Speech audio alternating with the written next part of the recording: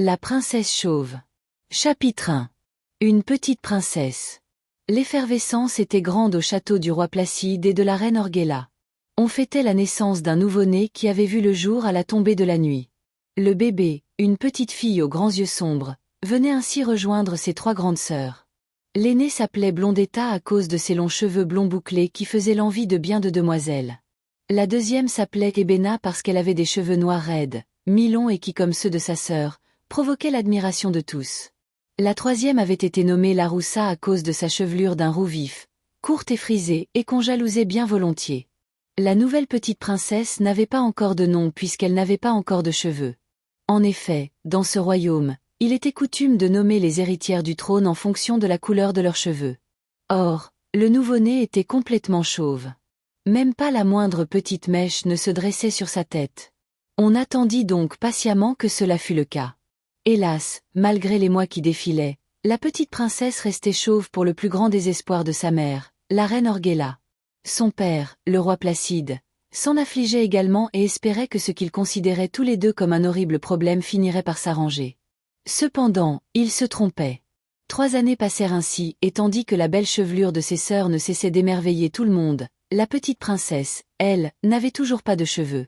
Pourtant, elle était encore plus ravissante que ses aînés avec les plus beaux yeux que l'on put rêver d'avoir. Ils étaient d'un noir infini et troublaient tous ceux qui s'y plongeaient avec bonheur. Bientôt, les parents souverains convoquèrent les plus éminents docteurs du royaume ainsi que les coiffeurs les plus réputés.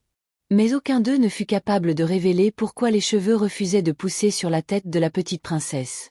On lui fit boire de nombreux médicaments et autres potions magiques réalisées par de puissantes fées, mais rien n'y faisait, l'enfant demeurait chauve.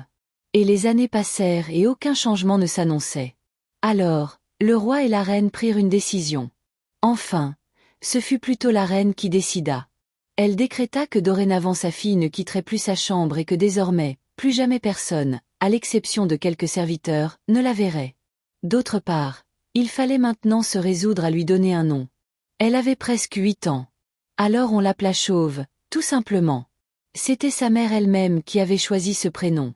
Elle devenait de plus en plus glaciale envers sa petite dernière, qui, selon elle, lui faisait honte. Pour l'orgueilleuse souveraine, l'apparence était tout. Loin d'être belle, elle avait cependant une manière de se mettre en valeur qui lui réussissait. Elle avait de longs cheveux châtains toujours élégamment coiffés. Elle se faisait faire les plus belles parures royales qui suscitaient toujours l'admiration de tous. Car c'était là l'unique but de cette femme froide, attirer l'admiration et pour cela, il lui fallait avoir tout ce qu'il y avait de plus beau, de meilleur que les autres. Ses 3 premières filles avaient suivi son exemple. Elles avaient développé un profond dégoût pour leur sœur et ne manquaient pas une occasion de se moquer d'elles. Elles aussi passaient de nombreuses heures à entretenir leur belle chevelure, leur toilette qui, en grandissant, devenait de plus en plus extravagante. Tout comme leur mère, elles montraient peu d'intérêt à ce qui se passait en dehors du château. La vie du peuple ne les intéressait guère. Elles ne vivaient que pour les nombreux bals que donnait chaque mois la reine et pendant lesquels, bien sûr, Chauve n'avait pas le droit de paraître.